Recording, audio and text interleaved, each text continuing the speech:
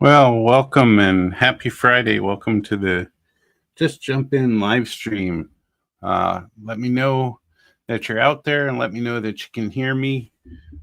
Having some difficulties with tech again this week. Um, the camera might be going in and out. So I apologize for that if it does that. Um, we haven't figured out our connection issues that have popped up. We think it might be the mesh network that we use. Might be a little old, might be faulty, not really sure what's going on. So we're working on that. Thank you, Tim. Welcome in. You get the virtual cookie. Nice to have you in here. Welcome, Gopher Girl. We'll continue on, and again, like I said, we'll deal with camera issues as we go. What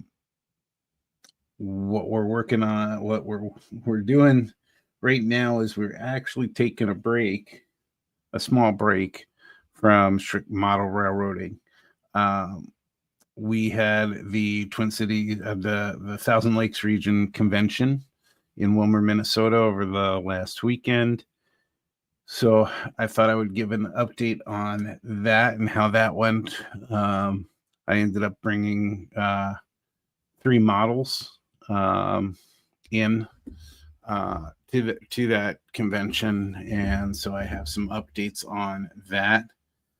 Hi, Mom. Welcome in, Brad. Nice to hear from you. So what you have in front of you is a contest judging form. This is used for the AP program, and if this camera wouldn't stop doing what it's doing, you can see down at the bottom my final score of 96, and that's out of 125 points. So what that really came out to is doing really well, and that was for the flat car that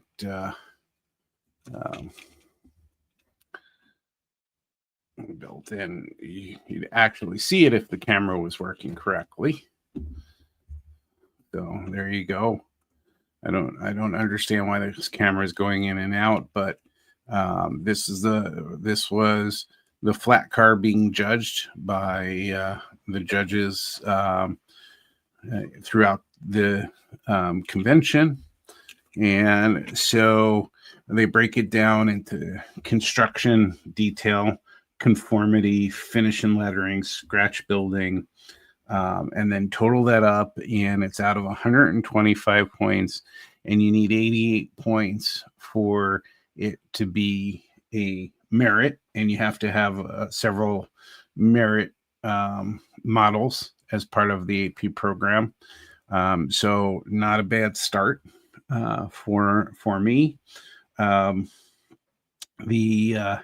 So you can see, you may not be able to see here, but there's a maximum of 40 points for construction.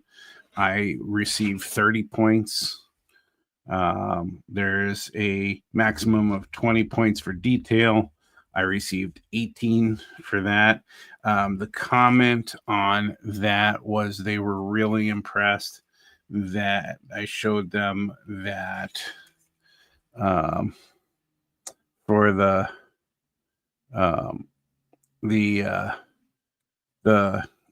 cut lever, that I was bending that wire and staying true to the model build as per the clinic. Split Rock, welcome in. Art, nice to see you. Hey, Art, I sent you a response. Just wanted more detail on the email you sent me, so please let me know, and I will get you what you need. And Split Rock, not sure when you sent it, but I really appreciate the note you sent regarding my involvement with the board. So that was a very nice little note to get. So the feedback was they were impressed with the the amount of building that went into this. And scratch built was 15 points out of 15 because it was completely scratch built. The trucks don't count. Everything else on the couplers don't count. Everything else on here was scratch built with styrene and wood. The detail, I think that comment about the cut levers was part of that detail. They felt I put enough detail into this to warrant 18 out of 20 points. And conformity, they gave me 20 out of 25 points. It looks like somewhat like the prototype. Actually, I thought that was a higher score for conformity. It certainly looks like the prototype in the clinic, but since I was showing pictures of the New Jersey Transit Railroad 9907, it was not quite the same, and so I didn't get all of the points there. Finish and lettering, they certainly took points off because of the decaling wasn't great, and from that decaling you could see the styrene through the paint job. So that was the lowest score with 13. And then construction, they gave me 30 out of 40 points. I'm sure that they noticed the glue marks around the stirrups, and you can see I lost a stirrup already on that. As you know, I struggled through all those. Colin, welcome. Nice to see you in here. Appreciate you showing up and hanging out with us all. So anyway, this was the big one for me. I did bring the cab car, which is unfinished and has a lot of work to be done on it. And for the 12 by 12, and I also had them kind of judge it because I wanted to get some feedback on it, the depot. So that was brought in, the abandoned depot. I knew the abandoned depot wouldn't get a lot of points because it's a kit that basically is built up around it. So, Mike, Rail Artist, welcome in. Thank you very much. This was kind of a surprise as to how well it did. And so very impressed. The other two, I just really wanted feedback on, and I did get some feedback on them, and was happy with that. With that being said, I also won a number of awards that came with it. So because it is, even though we call it a celebration room, there is competition. So you're competing with others with models in the category that you're in. And there weren't a lot of models. So for freight cars, this was in a freight car category, and the cab car was in the passenger cab category. Well, those won because they were the only cars in those categories. The depot was added to the online structures, even though it was a diorama for the popular vote. It was added to the online structures, and it came in second there. And I voted right this year. So thank you, Tim. I appreciate it. And I appreciate all of you actually helping me through this, get through this, helping me with tips and tricks to figure out how to get this done. And so I appreciate all of you for your help as well. So the other piece of this is they give an award, and Colin, you know this award because you won it 2 years ago for your N-Scale Union Depot. they give a best in show award, and essentially it's awarded to the one with the most points. And while there were certainly better modelers there, this one just hit home, and 96 points was the most that was awarded. And so I took home the Jack Oliphant Award, which is the best in show. And so I'll be able to display that for a year until next year. And, and I can try and retain that certainly. But that was a surprise as well, and a pretty neat experience.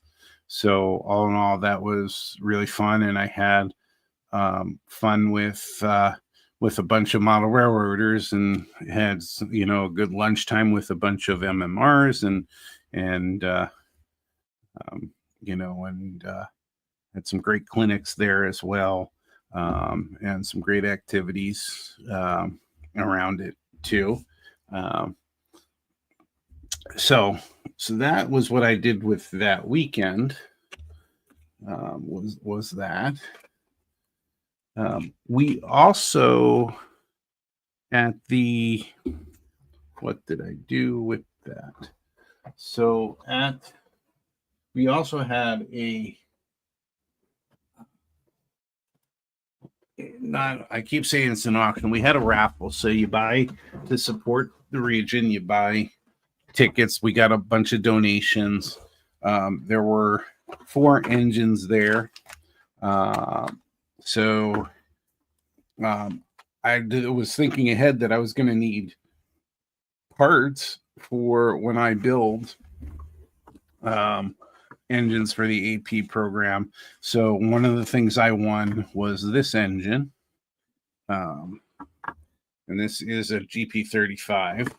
It was undecorated but painted by Art, who donated them. He donated 4 different engines. I was able to get one of them. And I was working on seeing, and it works. It sparks a little. It's a little bit older, but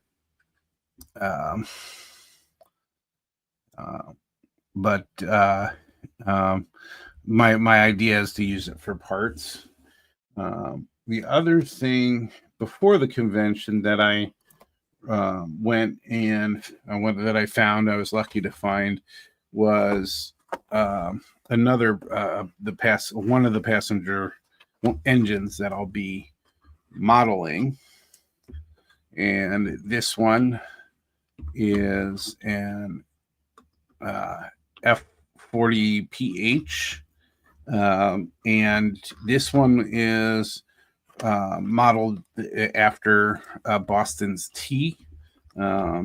But New Jersey Transit used these in my era, and I simply bought this for the shell to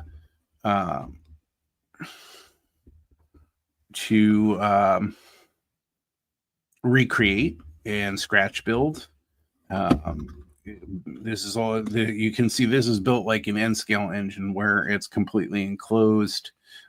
So I won't be necessarily using this.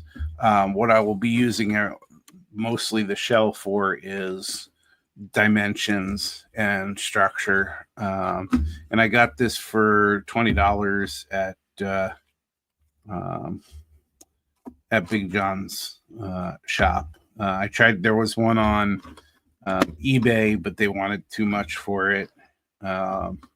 So because I just wanted a junker, and so I got one. So I'll be able to use this to design the model, and I'm hopeful I could design it in a CAD program, but I'm also would like to challenge myself to actually build this, to have the doors and built into it, and the grating into it, and build the fans in and everything, and just build it up as needed, because I'll have to have at least a scratch built, or at least a couple scratch built engines. So I picked that up beforehand. Well, the other thing that I won in the at the raffle was these Caterpillar equipment. I have 2 others from Menards So I just added to that for scenery on my test layout. So I got those. So that was kind of cool too. All that. I bought three of the sheets of tickets, and so that was $30 that got donated for these items. So I feel good about doing it and getting some things I can use. So one of the activities I didn't do. So yeah, our internet, we're going through some things. We made some changes at one point to our mesh network, and since then I know upstairs I've been having problems. Gopher Girl hasn't been having the same problems downstairs. We also just took advantage of the Verizon deals that just published, and picked up new phones for the first time in years. So we had the iPhone XR, which is the 11 series, so that far back. So we got the iPhone 16 Max Pro, and so we're setting those up, and so we're trying to figure everything out and figure our internet stuff out as well. So apologies for the wonky video. Kind of sucks for a live stream, but at least you guys can still hear me, so that's good. So I kind of decided to take a small break from specifically model railroading for the AP. And it's a real small break. It won't last long. But I've always kind of wanted to do military modeling and, continuing to take tips and things from the military modelers. I just wanted to build a tank. I'm always looking for tanks, but they're usually pretty expensive. So, Wilmer, Minnesota is out in the middle of nowhere, but it's a decent size. If you go get off the highway and outside of the hotels where the convention are, and they have your Targets, your Walmarts, and all your other stores, and they had a Hobby Lobby. And so Hobby Lobby sells 2 tanks. And so it's this one from Monogram, this patent tank. And they say it's a level 4. I don't know if it is a level 4, but there are 5 levels of kits out there. In general, I don't consider this a hard one to put together. It doesn't have many steps. But what I'm really looking forward to doing is using all those tips and tricks. My favorite one to watch right now is what is his name? Panzer 36 or something like that on the YouTube.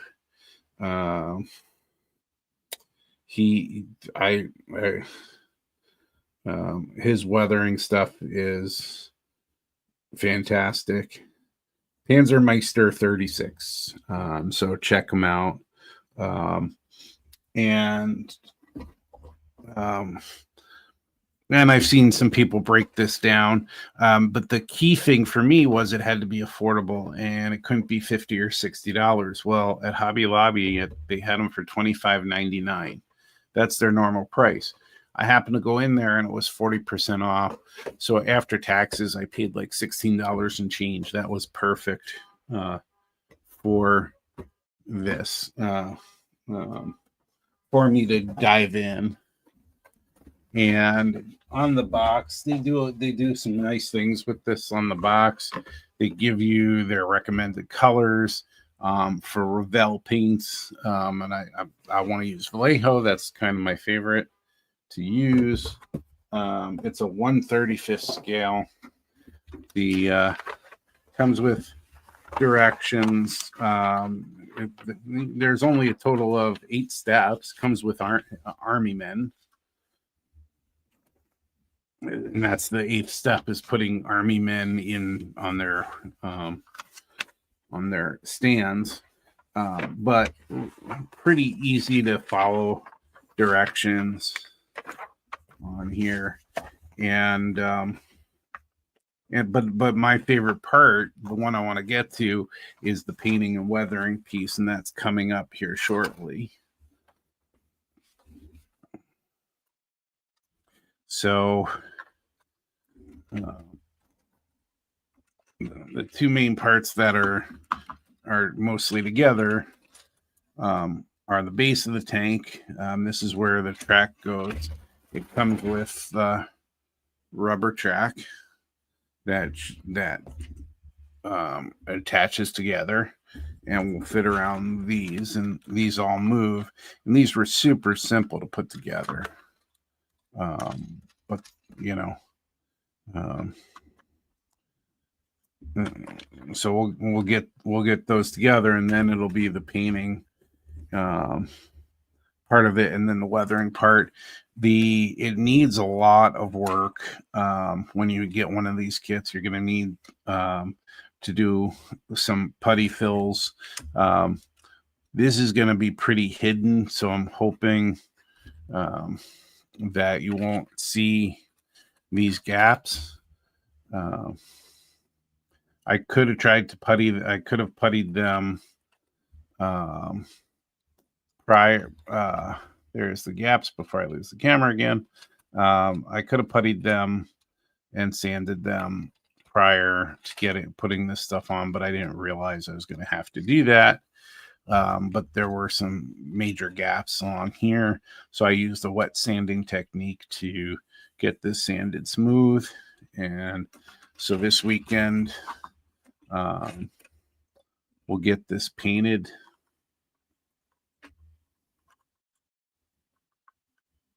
This weekend we'll get this painted, and then should be able to get it assembled if I stick with it.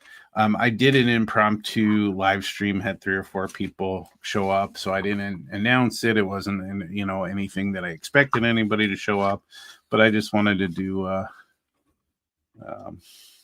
just kind of work on it. So I was on for about 2 hours working on this and got pretty far. So that's what I'm working on. I finally am, get my mind off the model railroad stuff for a little bit, and I think this will help rejuvenate me and get me started down the path. I mean, I'm already obviously thinking about the engine, and I haven't even built all the cars, but yeah. So it's been a week and change, but that's what I have been working on.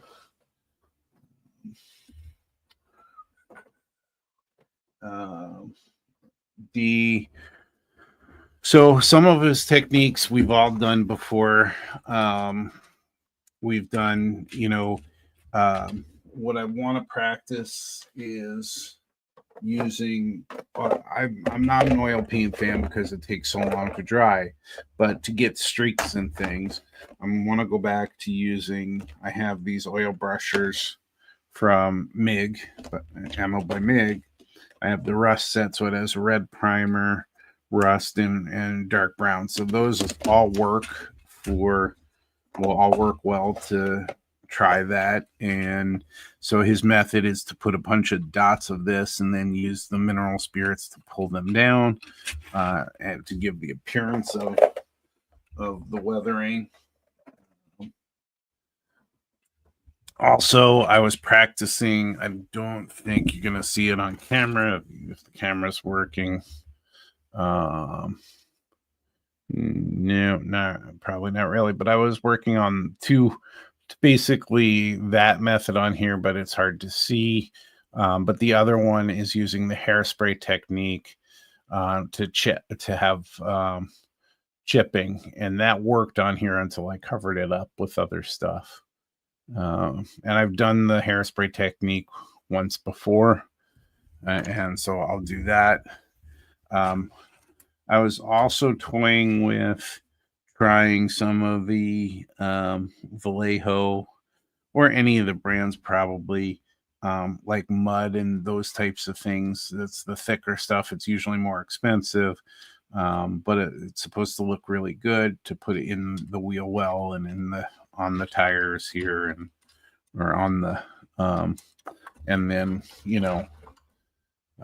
weather this. So um,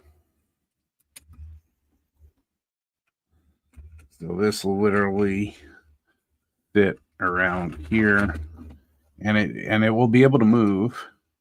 These all except for one of these, I think everything else moves.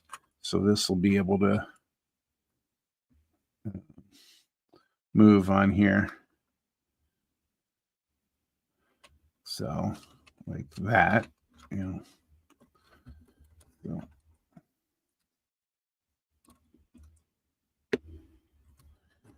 Yeah, Colin, it is very challenging to build specific ones, especially when they're not popular. So with me doing New Jersey Transit, there aren't a lot of modelers out there who are scratch building New Jersey Transit. So I decided I should pick the hardest thing I could do instead of doing something everybody else does.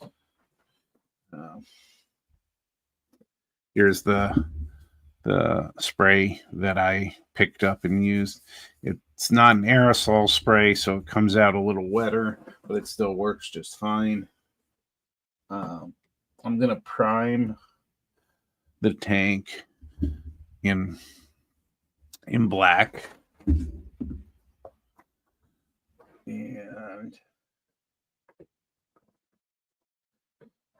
so I use Vallejo paints or craft paints usually. So I already have this Spanish olive, which is a light olive, and then I have olive green. The olive green probably could be a little darker. This is how dark it comes, but we're going to paint over it anyway so that we can do those effects. So we're actually going to paint the whole thing black in so here's this will go over top of it, and this goes on here, and essentially you're done. But so I'll paint those all and paint some of the other details separate, but we'll start with black, and then I'll probably mix this a little bit with probably black or brown to darken it up a little bit. And then we can use this lighter Spanish olive and take most of it off, and by using the hairspray technique. And then we'll try the oils. I have to go out and grab some more. No, I don't actually need to grab some more. So we'll use the other thing that we'll use is dark brown panel liner from Tamiya, which is the taco sauce, and that's going to go kind of in all the details. So something like that'll pop this out with a little bit of an edge. Any kind of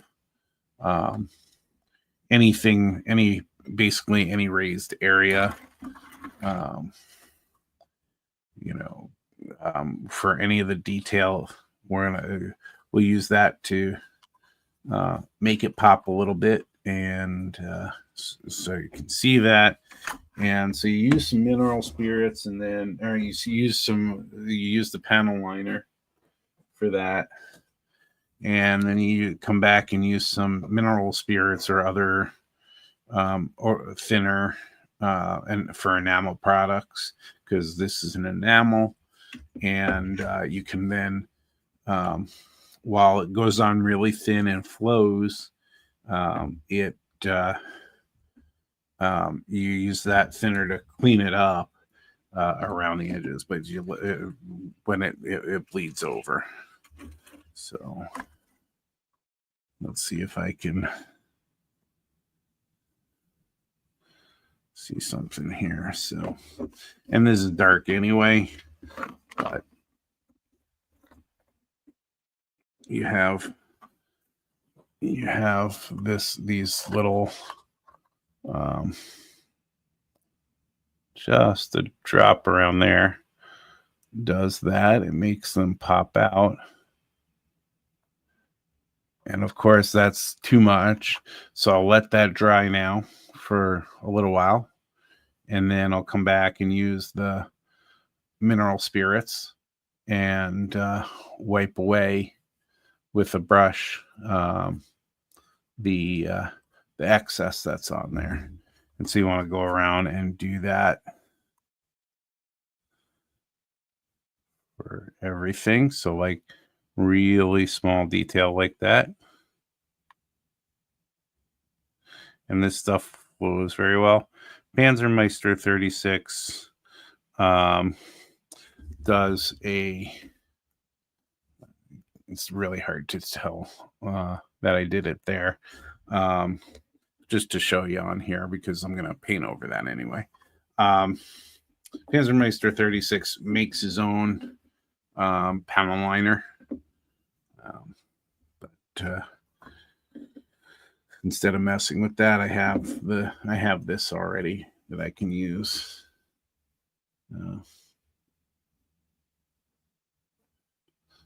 So Split Rock, you talk about the varnish that you use from VMS. He said that he doesn't like to. He did highlight VMS products on other things, but he said he doesn't like to use the varnish and that step. Nika Rails will welcome in. So,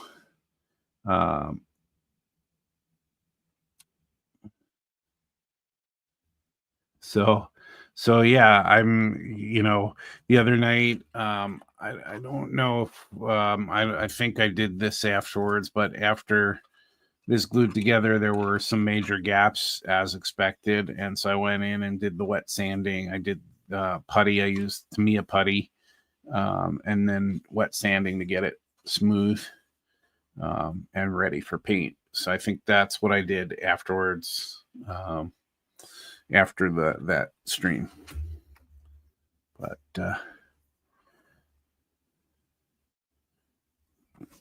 anyway, so that's what I'm working on. So what is everybody else working on? Yeah, we're starting to get warm over here after last weekend, and we'll start. We rounded out our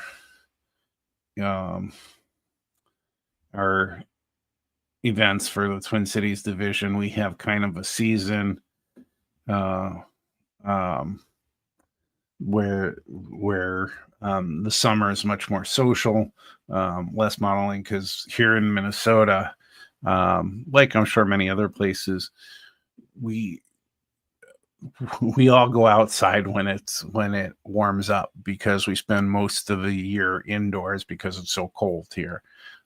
So a lot of people don't get model railroading things done and aren't as interested in doing that and want to do more outdoor stuff. So the Twin Cities division puts on picnics during the summer and as get-togethers, and so we'll be doing that in the coming months.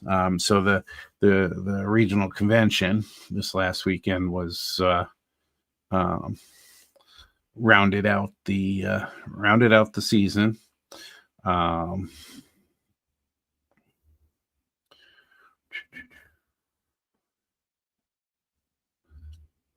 So yeah, Colin, I guess you have to get to know Citadel Paints too. I've kind of just tried to follow them a little bit, but they have all kinds of very specific paint types and used for different things. And so I haven't tried them yet. I hear a lot of reviews of the paint pots that they use and the price and things like that, but I haven't tried them yet. I started using, when I got an airbrush, I started using the Vallejo Air paints, and I'm still pretty novice at airbrushing, but it makes me look really good. So, uh, with the way those paints work, so I've stuck with them, and you know, I'm still not an expert at thinning paints for the craft paints for airbrush, but I'm getting better. And so sometimes I over thin them, and they come out like water. Um, and Sometimes I get them right. When I get them right, it's nice to use these just because they're less expensive. Um, yeah, they have like specific. They do think paints that are like specific for shading, where you might have to use another. Um, Right, like wash. And they have a number of different functions that they use, and that's why they're thinner. And you either have to, specifically, they're called washes with others, or you have to thin them down. I know people who thin the Model Air paints for Vallejo, but those are designed to be in the airbrush, and you shouldn't need to thin them. And they have other versions too, but the older bottles anyway. The older bottles, as it goes flying, look like this, and they'll say Model Air, and you know that they're for Model Air. And I think the Model Air all start with 71. And by the way, this one, hands are dark gray. That's my favorite color.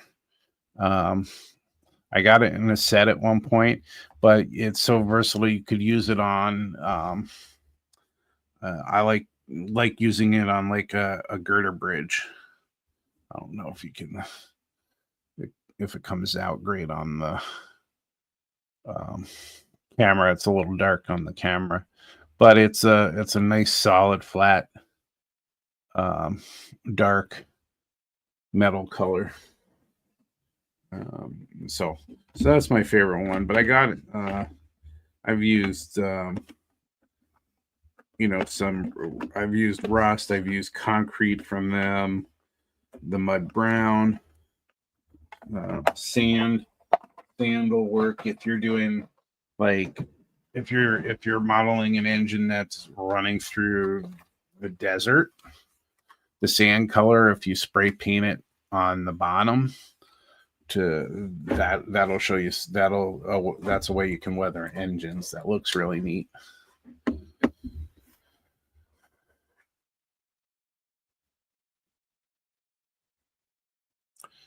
Yeah, naked rails. There's chalk. You can use different types of powders that are chalk like.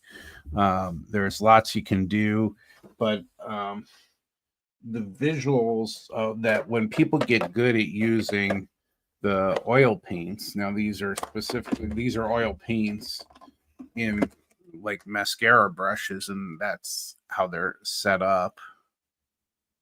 But they're still they're still oil paints. So they come up like this, or you can use your own brush or whatever. I still want to learn how to be patient with these, so that they can dry. But of course, I want to have a car up here, but on a tank car, if you're weathering a tank car, most people like to use oil paints for weathering tank cars. And you can make them look really good. I'm just not patient. And the other thing I'll end up doing is I'll think that they're not blended enough in, and I'll keep brushing the thinner on them or whatever, and keep with the brush strokes, and they'll completely disappear, and that gets frustrating too. Yeah, I love learning from um, modelers. I've just eaten up YouTube over the years. I listen to podcasts. I try to see and attend any clinic I can from any of the divisions in the NMRA or any clubs, just so I can learn new techniques. And the one thing I've learned is that's the most important thing is you got to practice.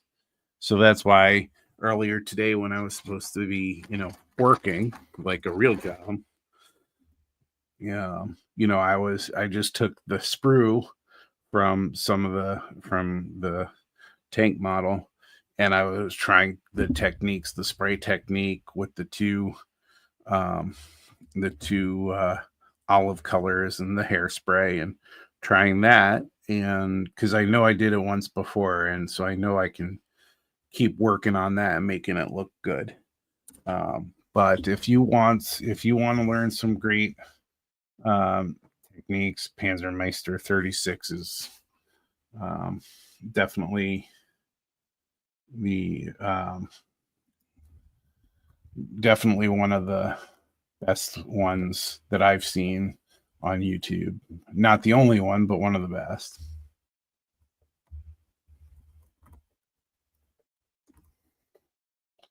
Let's see if I can find him.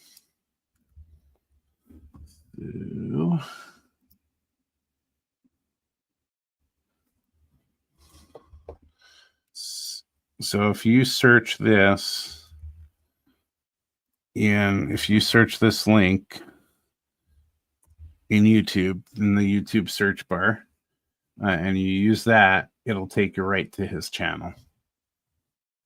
So definitely a good watch.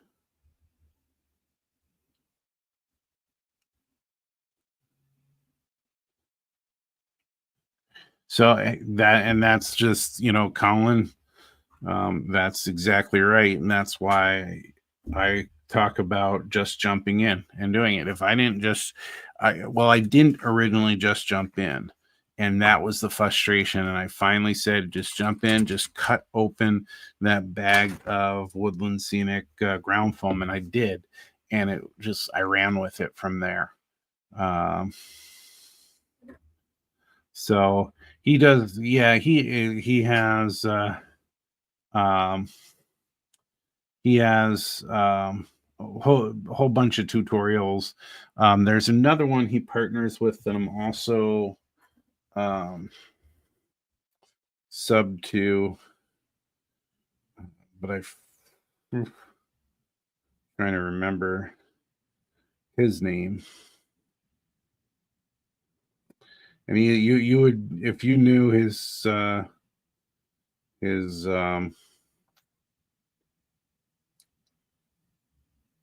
you would know from the guy that uses the same thumbnails all the time.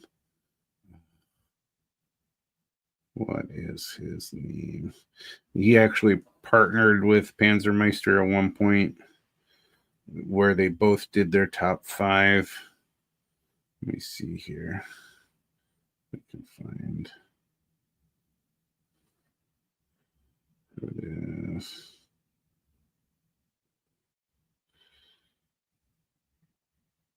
So let's see here. Which one's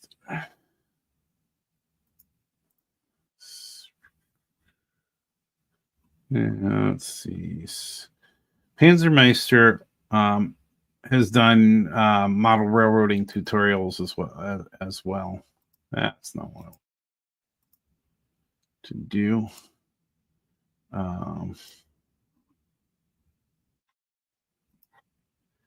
So he's done covered hopper, box cars, a couple videos on that. He has a playlist called Model Railroad Weathering Tutorials. So you could apply that, but I wouldn't stop there. I would watch his other stuff too. Where is this other guy? Okay. It's gonna bug me because I can't remember the dude's name. Tutorials for beginners. So So he has the top 5 weathering tips, and he mentions in the top 5 weathering tips I recommend for beginners. So I would recommend watching that one. And then he talks about the other modeler who I think does mostly airplane models, but he has a bunch of tips as well.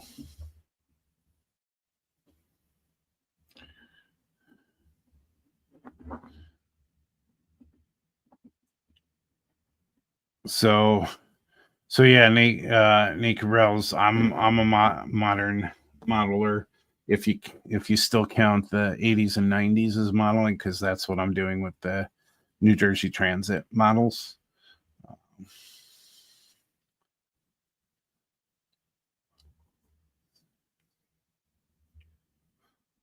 That was amazing, Colin, that you went back and you were determined enough to actually start over after the problems you had with the first build. Now, granted, I think I learned from that because I started the New Brunswick station build, and I built just the shell of it and cut out the windows. And as annoying as it was to cut out the windows, I went back and I did a second version before I moved on to other stuff. There are not many modern railroads on YouTube. There's in Canada,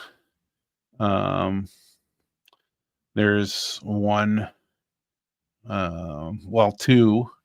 There's one he does Vancouver, and then there's Chris, and he does he's Go Vier, Go Home. He does modern. There are some East Coast modelers who do somewhat modern stuff. Another guy, and he doesn't post as much. He's like me, he's gone to a lot more live stream stuff. But it's Sapphire something. He does modern transit.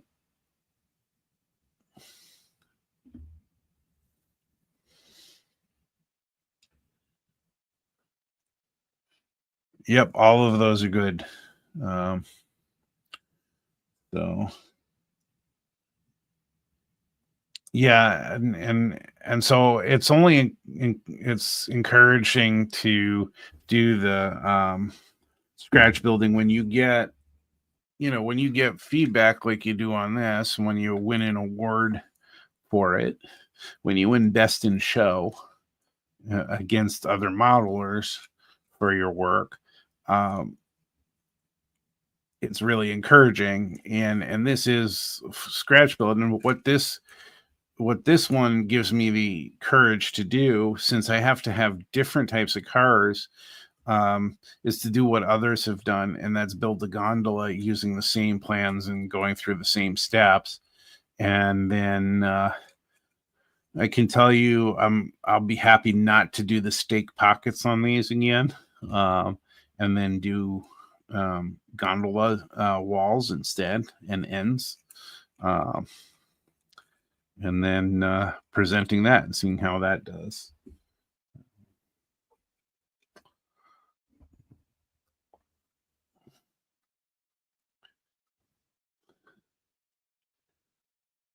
Yes, Con, and you're a DC man as well. And there's nothing wrong with that. I've had this. I'm to me, steam engines intrigue me, like a little boy tinkering with something, but they don't excite me, and it's because I grew up with more modern stuff. So I don't love steam engines, but it's amazing how they put these steam engines together with a million parts, and it's amazing to me to watch all of these restorations in these historical societies and maintain them. And unfortunately, it takes a lot of volunteers and it takes a lot of money to do that. And there's some new environmental laws that are making it impossible for these historical societies and groups to maintain these um, steam engines because they have to come up to a certain standard. So I know we're going to see less and less of them. So, you know, um, I wish I had somebody. Well, now it's telling me, yep, lost the camera.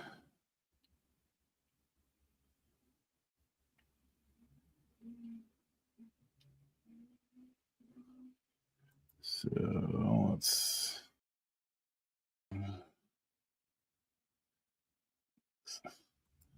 let's see if now I lost the camera. So let's start that again. So there. So I don't know what's going on. It's been many weeks in a row. I had so many good shows without issues, and now several weeks in a row with issues is just driving me nuts, people. It's driving me nuts. Um, you know, Nate Garrels, I wish I did have somebody that I could have been, mentored as a young person. We did a lot of hobby type stuff, but it was mostly driven by my brother, who was 2.5 years older than me. So we got into model rockets. I loved it, but I was always too young. I wasn't allowed to get near the engines and light them up and things like that. Um, but you know, um, we did model car kits. Um, I kind of want to do that again also because it's out there, it's in the realm and stuff. But I didn't really have, my dad wasn't into it the same way. He kind of facilitated it, but he wasn't, like a mentor. We didn't have people around us that were into stuff like that could show us the way. Um, so we didn't quite have that. So you're very lucky to have a grandfather that could teach you that stuff and was into that stuff. Um, so there is, not sure if you guys are aware, talking about steam engines, talking about historical societies, and that kind of stuff. If you've never checked out the podcast The Roundhouse, which is this one right here with that logo, and Nick Ozrak. He actually was just on, I think, an NMRA X episode. So his shows are everything railroading. So there is model railroading talk in there, and guests and things like that. But there's a lot about preservation. He has a lot of executives on from railroads and very interesting podcast. So uh, I would certainly um, recommend, if you haven't listened to pick that up from any podcatcher that you have. It was easy to find. I have iPhone. It was easy to find on their uh, podcast app. But definitely recommend it. You'll know his voice. If you've heard him before, you'll know his voice. It's very distinct. You wouldn't think he would do a speaking role with the voice, but he does, and uh, it's a good one. So I don't know. I guess I would call myself self-taught, Colin, too. But it's mostly watching other people. So I think I'm taught by other people, but I'm doing it myself. And the one of the draws to the achievement program through the NMRA is that while I'm doing everything myself and kind of learning myself, it gives an opportunity to get feedback from people who've done it before. It gives an opportunity to actually benchmark your work so that you know if you need to get better or want to get better, you have a benchmark to work off of. So that's a huge draw to the NMRA for me. Um, and so I would say, again, I'm a pretty much a lone modeler. I love feedback from people. Sometimes, I mean, it's great when you're on Facebook and things like that. You generally get mostly positive stuff, and then people just don't know how to give constructive feedback. But it would be nice with some of those groups to actually get real constructive feedback. Have a great night. Have a great dinner. And thanks for stopping by the impromptu live stream and this one as well. Have a good night, Naked Rails, and have a good dinner with your wife. So, um,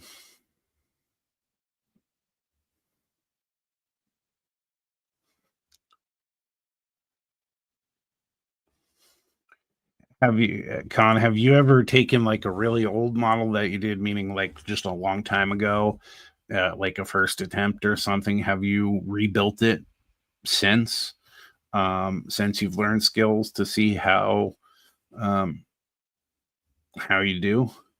Um, the reason I ask is this the flat car is my third. This was my third attempt.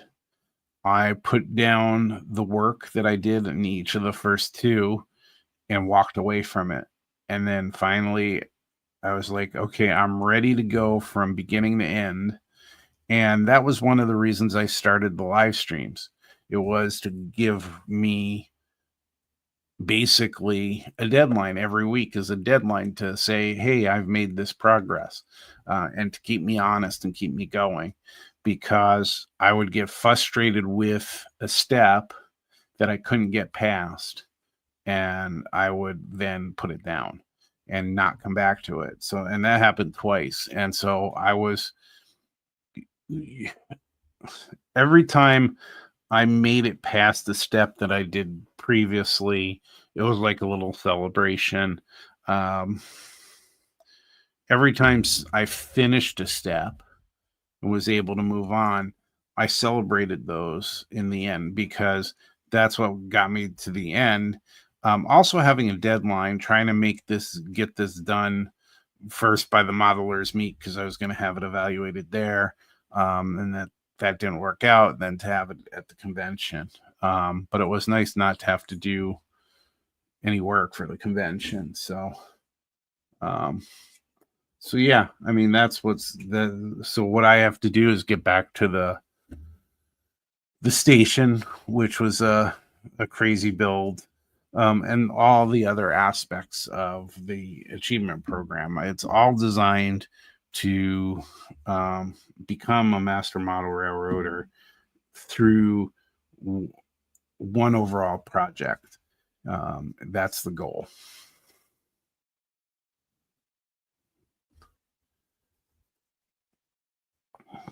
So,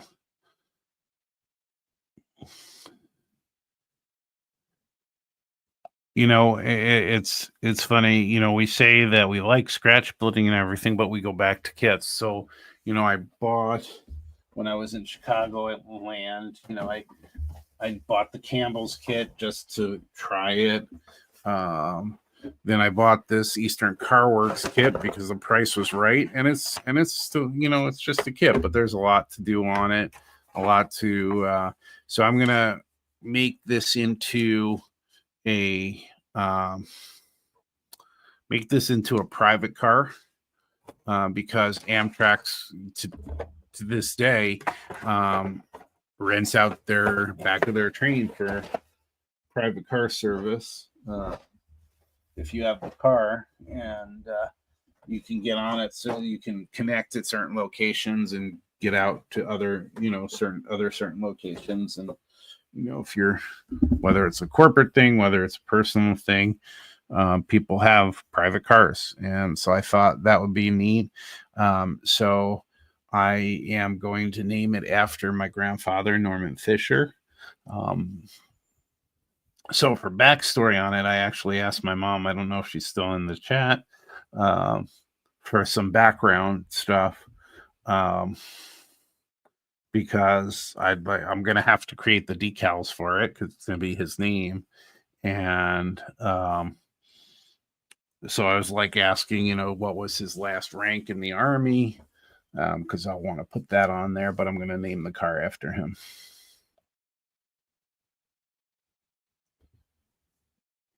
That's a good question, Split Rock. Um,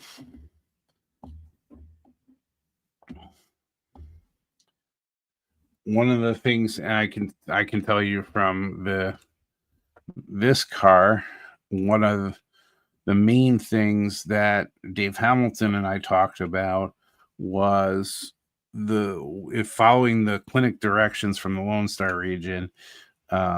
It's you make it hard on yourself to get these and get the wires in to be the tubing, get them through here and get them nicely through here, um, by having to try and drill holes in the styrene after it's already on and glued on here, these side supports.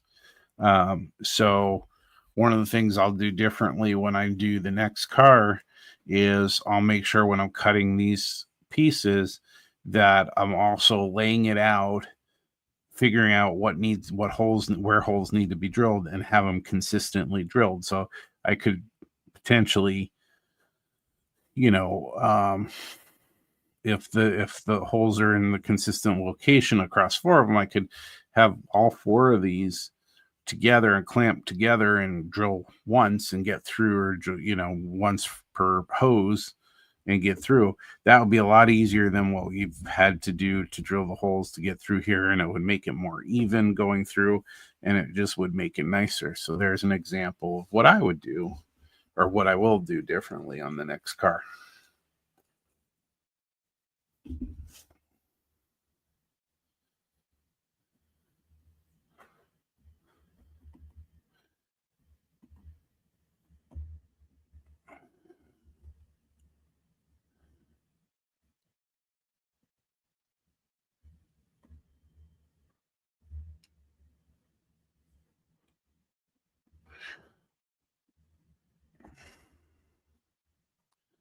So as as I was talking about earlier, when it comes to getting paints airbrush ready, that's why I like the Vallejo air paints, is because they're ready and I don't have to do anything with them. But if you take a craft paint, getting that right formula, um, that takes some prep and some experience. Um, and I would say make more than you think you need um, when you do it. So if you get it right, it's all good. Um,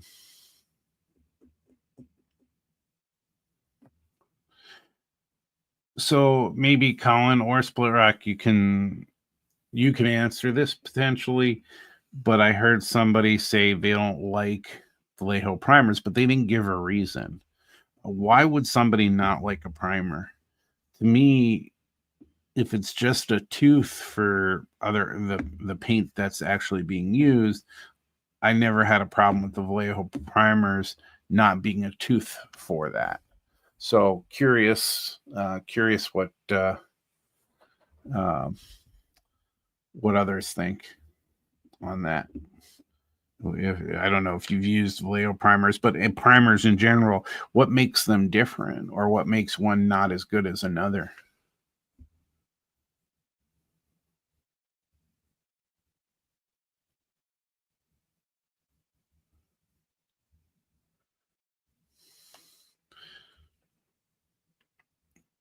So you prefer Tamiya, but is it do you use Tamiya paints, Split Rock? Um, when you're using the Tamiya primer, does it matter whether you're mixing a primer from another company with the paint, or do they tend to work better if you're using the paint and primer from the same company?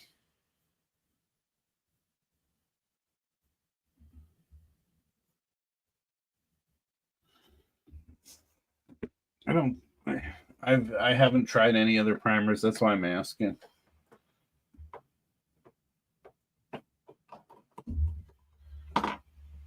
But generally, just gray, white, and black primers.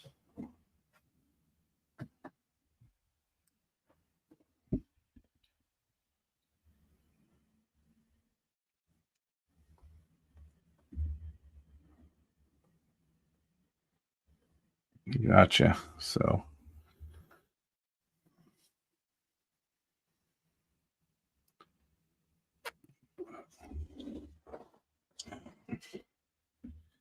Yeah, I did use, so for the flat car, I did use, at Brad's suggestion, I used the Tamiya red, and that, other than it having it's acrylic, but it has a smell to it that others don't have, but it worked great for me too. I didn't mind it. The other thing that I've used, and it was cost related, is the acrylic thinner from Tamiya. When I'm thinning, I've used at advice of many people, I've used both thinner and I've tried distilled water. I'm wondering if like that works better with Tamiya paints than with Vallejo paints, and if Vallejo thinner works better with Vallejo paints than, if mixing and matching the thinners or any of the products like airbrush flow improver. Should you mix them? Should you not mix them? Does it matter to people whether you mix them or not?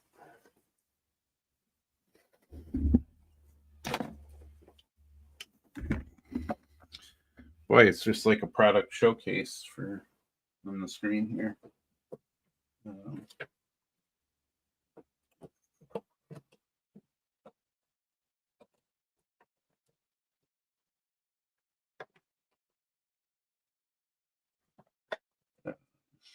Yeah.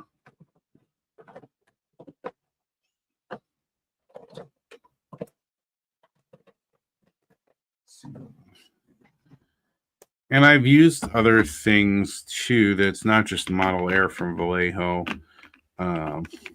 They have like these mecha colors, so metallic type colors.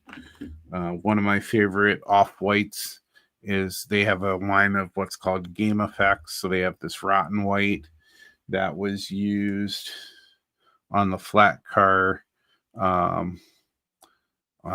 dry brushing on the wood. Also, they also have their own washes. So their game wash is what they call this. It's simply a wash. Works just like any other wash. I didn't think there was any advantage to this over another wash. It works like it should. The other product I used from them successfully somewhat was the liquid mask in really tight corners. It's really hard to get the mask out, and if you're not careful as you're trying to pull the mask up, if you're using a sharp object, it can scratch your model. But it works really well. So I've had success with different things with Vallejo, and I think that's why I've kind of stuck with them.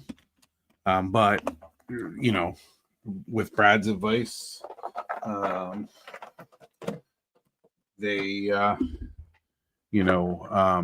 used the Tamiya, that worked well. Split Rock's advice, I used these oil brushers. got the odorless thinner because of Split Rock from AK. So we're all influenced by each other.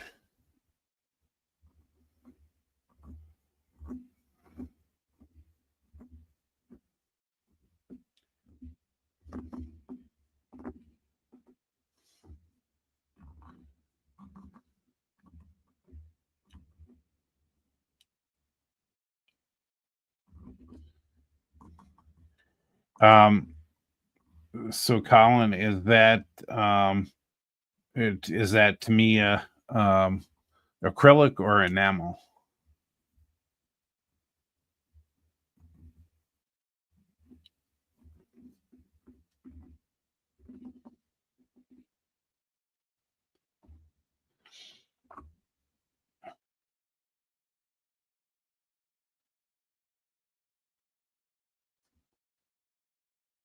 Hey Tim, have a really good night. Thank you so much for that with the for the congratulations. It's nice to have you in here.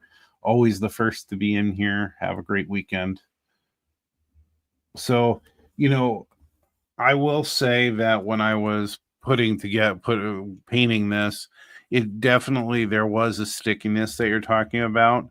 Um, and I think it's just um my impatience. But also I was using when I was moving um the letters around on here, I was using this, which is pointed, and not using a Q-tip, which I've learned to use, and that was taking the paint away. The paint came away really easily, and that was after I put a dull coat on. So I can see what you're saying, that there was an issue with that, and that could have been a culprit. But it's my own touch too that's pretty strong that um, did that to the decals. But I get it. Um,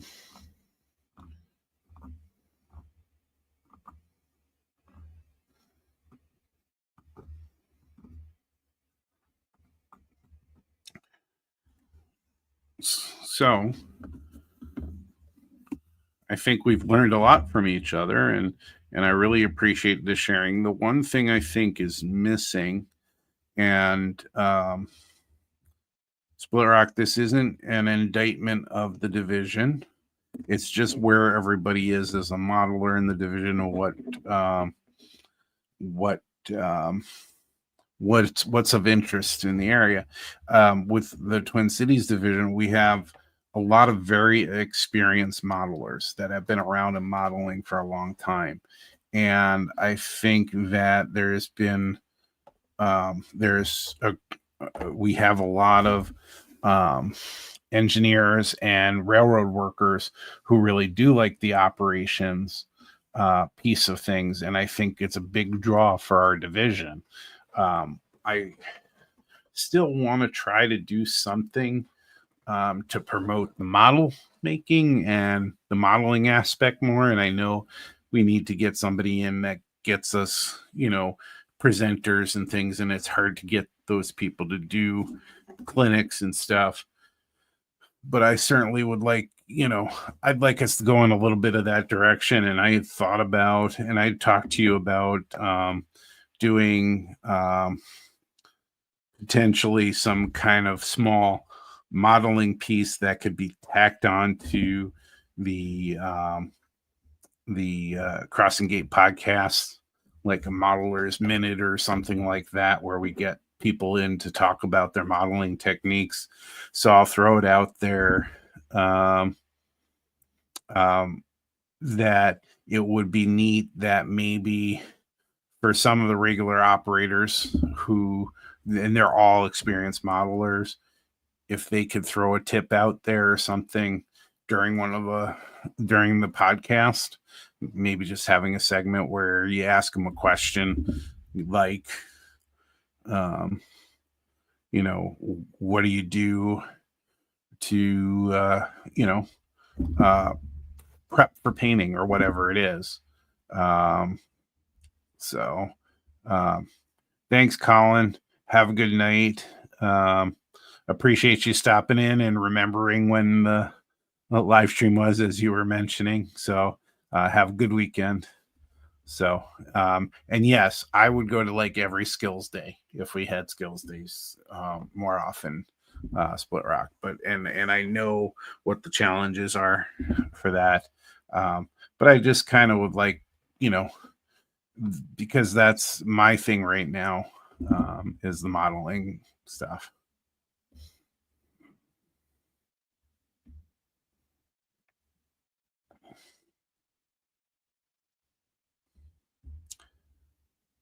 It may be a little difficult to explain, but the hope would be that maybe we can even follow it up in um,